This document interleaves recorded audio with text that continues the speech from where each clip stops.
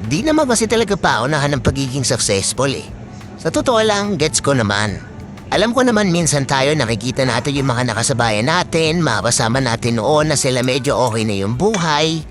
Tapos tayo parang feeling natin na trap tayo sa ganitong klase ng lifestyle o ganitong klase ng buhay.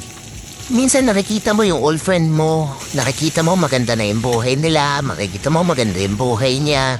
Masaya ka parang sa kanya. Pero alam ko deep inside sa sarili mo, tinatanong mo yung sarili mo, bakit ako hanggang ngayon nandito pa rin? At hindi masama yun.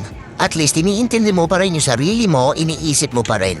Hindi yun nag-totally give up ka na okay na ako sa ganito. Kasi oo, hindi naman karera yung pagiging successful sa buhay eh. Minsan pag masyado tayo nag-overthink, masyado tayong minamadali o masyado natin pinag-iisipan ng sobrang lalim yung mga bagay-bagay, umaabot tayo sa punto na yung mga thoughts natin nagiging negative na.